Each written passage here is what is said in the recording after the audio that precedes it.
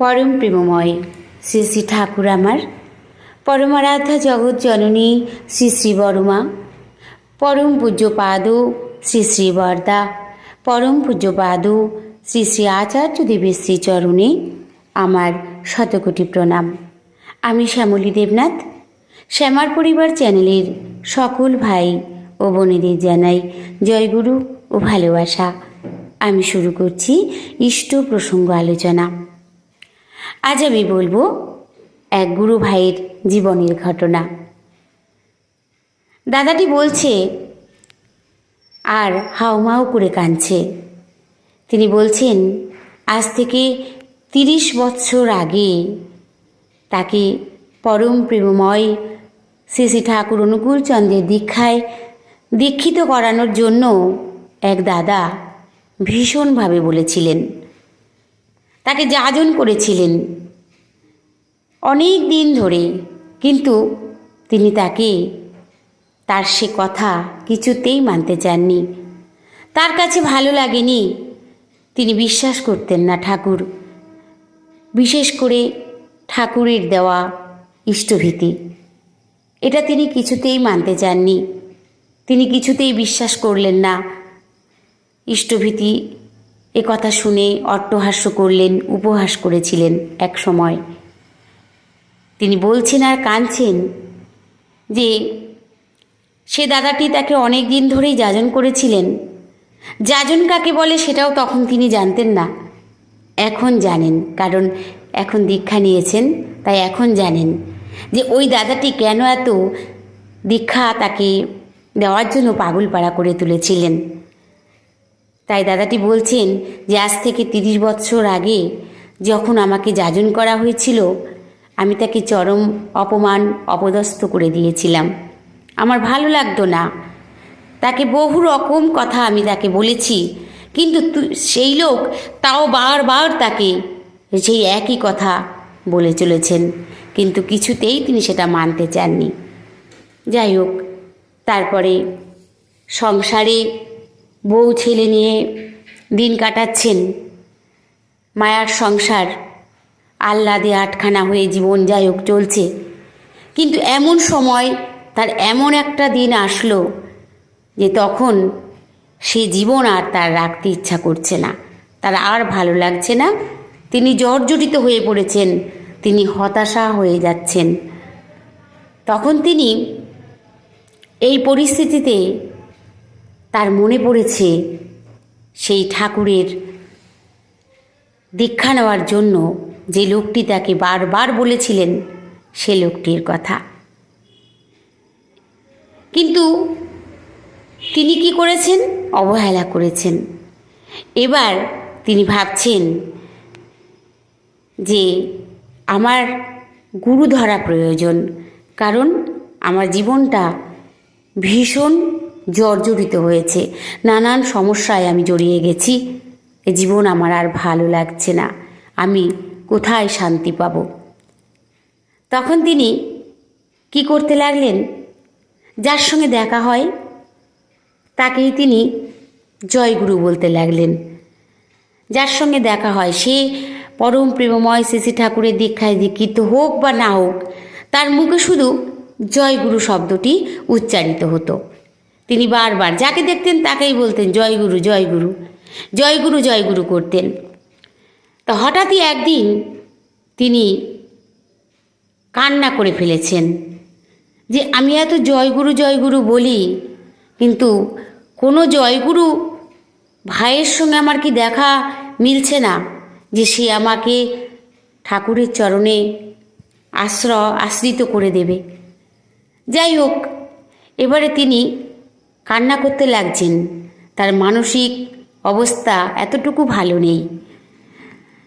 তখন তিনি একদিন না পেরে রাত্রে শুয়ে শুয়ে ঠাকুরকে বলছেন, ঠাকুর হয় তোমার চরণে আশ্রয় করে দাও, না হলে যদি আমার জন্য অন্য কোনো গুরু থাকে সে ব্যবস্থাও তুমি করে দাও।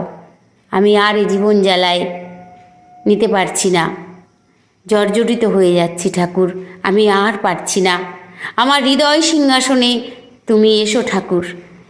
এমনই করতে থাকে। যথারীতি হঠাৎই এক দাদা তার কাছে আসে, এসে তাকে ঠাকুরের দীক্ষা নেওয়ার জন্য বলা মাত্রই তিনি তো হাউমাউ করে কেঁদে ফেলেছেন যে আমি সবেমাত্র কথাটা বলেছি যে হয় তোমার চরণে আশ্রয় আমাকে দাও, নতুবা যার কাছে গেলে আমি শান্তি পাবো, যে গুরুর কাছে আমাকে সেখানে পাঠাও। তোমার এত দয়া ঠাকুর, তুমি রাত পোয়া মাত্রই পাঠিয়ে দিলে আমার কাছে। সেই দাদা, তার আর বেশি বলতে হয়নি, যখন বলেছেন নেবেন ঠাকুরের দীক্ষা, উঠে পড়ে লেগেছেন, কবে নেব কবে নেব। যাই হোক, দেখুন এতটাই তার জীবনে ঠাকুরের প্রতি একটা বিশ্বাস এসে গেছে, কিন্তু ঠাকুরকে পাওয়া অত সহজ নয়। সে দাদা বললেন ঠিক আছে তিনি দীক্ষা নেবেন, ঠিক করলেন, দিন স্থির করলেন, কিন্তু চরম একটা বিপদ ঘটে গেল। এমন ঘটনা যেগুলো ঘটলে পরে অসুচ অবস্থাতে তখন আর হয় না, একটু বাধা অবস্থা আসে, তার মনে সেই ইয়েটা আসে আমাদের ঠাকুরের দীক্ষা যখন তখনই নেওয়া যায়, কিন্তু ওই যে মন থেকে একটা পবিত্রতা ভাব তার আসছে না, তার বাধা পড়ছে, একের পর এক বাধা পড়ছে, সমস্যা আসছে, তিনি পারছেন না। তিনি আবারও ব্যাকুল হয়ে উঠলেন, এটা কি হচ্ছে ঠাকুর আমার সাথে? আমি যে তোমার চরণে আশ্রয় নেওয়ার জন্য পাগলপাড়া হয়ে উঠেছি। তখন সেই দাদাকে বললেন আর দেরি নয়, আমাকে দীক্ষা দেওয়ানোর ব্যবস্থা করুন। তারপর দাদাটির দীক্ষা হলো, কিন্তু তিনি নিলেন, তার স্ত্রী কিন্তু নিলেন না। তিনি বলছেন তোমার ভালো লাগছে তুমি নাও, আমি এখন নেব না। তা সেই দাদাটি তার স্ত্রীকে জোর করেনি দীক্ষা নেওয়ার জন্য। তিনি ভাবছেন এই মহামন্ত্র আগে আমি উপভোগ করি, আমি আনন্দ গ্রহণ করি, আমার জীবনটা সার্থক হোক, কারণ আমি বহুদিন ধরে কষ্টে ভুগছি। যাই হোক, সেই দাদা স্ত্রীকে বললেন, কিন্তু তিনি নিলেন না, তা অনুরোধ তিনি করলেন না। তিনি তো জানেন তার জীবনে কি জ্বালা হয়েছে, তাই তিনি ঠাকুরের দীক্ষা নিয়ে নিলেন। যথারীতি তার মনের ভিতরে একটা আলাদা শান্তি, একটা ভালো লাগা, সব কিছু তৈরি হচ্ছে। তিনি মন প্রাণ দিয়ে ঠাকুরকে ভালোবেসে চলেছেন। তার ওই ভালোবাসা দেখে, তার ওই ভক্তি দেখে তার স্ত্রী এবারে 1 মাসের মধ্যে বললেন আমি এবার দীক্ষা নেব। তারও জীবনে সেই একই অবস্থা, দীক্ষা নেব যেই বলেছেন, সঙ্গে সঙ্গে তার একের পর এক বাধা, নানা রকম অসুবিধা এসে দেখা দিচ্ছে। তারপর সেই বিপদ কাটিয়ে ওঠার পর তার স্ত্রীও দীক্ষা নিলেন। তাই 30 বৎসর পর তার দীক্ষা হলো। তিনি কান্না করছেন আর বলছেন এখন দীক্ষা নিয়ে আমি বেশ ভালো আছি, আমার সেই জ্বালাটা আর নেই। আমাকে যে জ্বালা অন্তরে অন্তরে গ্রাস করছিল, ভিতরে ভিতরে, সেই জ্বালা আর নেই। আমি ঠাকুরের দীক্ষা নিয়ে বেশ ভালো আছি, আমার বউ, ছেলে, ছেলের বউকে নিয়ে আমি খুব ভালো আছি। তিনি বললেন সকলকে এই কথা। আমি শুনে আমার ভীষণ ভালো লাগলো।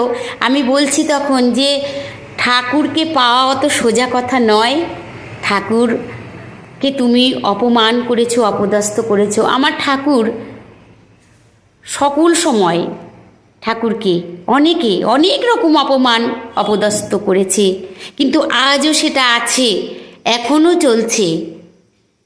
কিন্তু ঠাকুরকে পাওয়া অত সোজা কথা নয়, ঠাকুরকে পেতে হলেও সাধনা করতে হয়। তাই তো বলি যে আমাদের বহু জন্মের সাধনার ফলে আমরা তাকে পেয়েছি, তাই তাকে হৃদয় সিংহাসনে স্থান দিয়েছি। ঠাকুর আমার সকল সময় আমাকে দয়া করে চলেছেন। আমি যতটা তাকে ভালোবাসতে পারবো, আমি যতটা তাকে ভক্তি করতে পারবো, তিনিও আমায় ভালোবাসবেন। আমি শুধু আমার ঠাকুরকে ভাববো, ঠাকুরকে নিয়ে চলবো, তিনি যেভাবে বলেছেন সেভাবেই চলবো। তাই আমি প্রত্যেককে বলি আমার এই চ্যানেলে যদি কোনো ভাই বোন থেকে থাকো যারা আমার ইষ্ট প্রসঙ্গ আলোচনা শোনো অথচ তারা দীক্ষা নাওনি, ভাই করজোড়ে প্রার্থনা তোমাদের কাছে তোমরা এই দীক্ষা এ মন্ত্র গ্রহণ করো। জীবনে ভালো থাকা যায়, জীবন সুন্দর হয়ে ওঠে। আর যারা যারা ঠাকুরের দীক্ষা নিয়েও সব ছেড়ে দিয়েছে এমন যদি কেউ থেকে থাকো, যারা আমার ইষ্ট প্রসঙ্গ শুনছো, তারা পুনরায় ঠাকুরকে গ্রহণ করো। এই যে কী জিনিস, এই যে কী ভালো লাগা, জীবনে চরম শান্তি উপভোগ করা যায়। ঠাকুর ছিলেন আমাদের গৃহ সন্ন্যাসী। এই ঠাকুর ধরলে সংসার পরিত্যাগ করতে হয় না, সংসারে সকলকে নিয়ে আনন্দে দিন কাটানো যায়। তাই আমার ঠাকুর ছিলেন গৃহ সন্ন্যাসী। তাই আমরা এই গৃহে থেকে আমাদের পতি পুত্র সকলকে নিয়ে আমরা সুন্দরভাবে সংসার করব। সংসার করার মধ্যে দিয়েও তার অনেক বাণী আছে, তিনি যেভাবে বলেছেন সেইগুলি যদি আমরা মেনে চলি, আমাদের চলায় বলায় আচরণে ব্যবহারে সেগুলো যদি সকল সময় করি, তাহলে কিন্তু আমরা শান্তি পাবো, শান্তিতে বাস করতে পারবো। মানে আমরা সেই জ্বালায় আর ভুগবো না যে এই যে কি কষ্টের দিন যাচ্ছে, কি দুঃখের দিন, কখনো না। ভীষণ ভালো লাগা। সকল সময় তো ঠাকুরের সৎসঙ্গ অধিবেশনের কথা শোনার জন্য উদ্গ্রীব হয়ে থাকি, কখন কোথায় হবে ঠাকুরের অনুষ্ঠান, সেখানে যাব, সেখানে গিয়ে তার গুণকীর্তন শুনবো, তার ইষ্ট আলোচনা শুনবো। সকল সময় মনটা যেন ছটফট করে তোলে, এত ভালো লাগে। তাই আমি সকলকে বারবার বলি যে পরম প্রেমময় শ্রী শ্রী ঠাকুরের চরণে আশ্রয় গ্রহণ করো। জীবনে ভালো থাকা যায়, সুন্দর থাকা যায়, জীবন মধুময় হয়ে ওঠে। সেই দাদাটির ঘটনাটি শুনে তখন আমার মনে একটাই প্রশ্ন জাগছে, হে ভগবান, চাইলেও তোমায় পাওয়া যায় না, অনেক সময় না চাইতেও তুমি আমার দরজায় আসো, কিন্তু আমরা বুঝতে পারি না। তোমার লীলা বোঝা বড় কঠিন ঠাকুর। তাই সকলকে বলি, সবাই ভালো থাকবেন, সুস্থ থাকবেন। পরম দয়ালের শ্রী রাতুল রাঙা চরণে আমি সকলের জন্য মঙ্গল প্রার্থনা করি। জয় গুরু, বন্দে পুরুষোত্তমম।